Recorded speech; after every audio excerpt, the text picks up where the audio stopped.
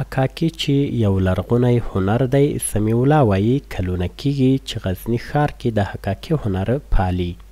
دی وایي هره ورځ په ډبرو باندې د مشتریانو د خوښې وړ لیکنې کوي. مردم خو این سنگای ماشاءالله بخش خانه جور نگاندن، خانه نو جور کنه، باز یک ماشاءالله مردم شکر مسلمانه به یک ماشاءالله خیار نمیشه. باز دیگه این سنگای لوسنگ باش تاریخ قبر نشتن، تاریخ های کسی که فوت کنه سر قبرش یک لوسنگ تاریخ و اسمالت شب به نام یاد بود دیگه میلن. د حکاکي هنر له نوې تکنالوژۍ سره لا نور هم غوړېدلی او اسانتیاوې پکې راغلي دي.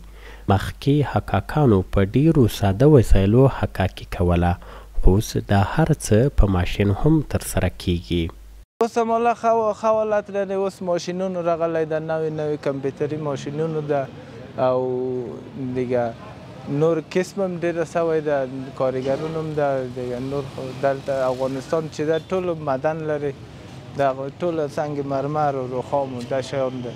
غزني کې د اطلاعات او فرهنګ ریاست مسؤلین وایي د تاریخي او لرغونو هنرونو د ژوندي ساتلو او پاللو لپاره هڅه کوي. د غزني اطلاعات فرهنګ ریاست په دې هڅه کې دی ترڅو د ټولو هغو کسانو چې هغه د هنر په برخه کې کار کوي له هغوی سره نږدې پاتې سي، د عامه پوهاوي په برخه کې یا د نورو نندارتونونو په برخه کې له هغوی سره همکار پاتې سي. په ډبرو لیکل پخوانی ژوند او وخت را یادوي. ډبرې لیکونه په طبیعت کې زیات عمر کوي او خلک په همدې وجه غواړي چې دا هنر ژوندی پاتې شي. ډبر لیکونکي هیله لري چې ټولنه د دغه هنر په ژوندي پاتې کېدو کې لاس ورکړي.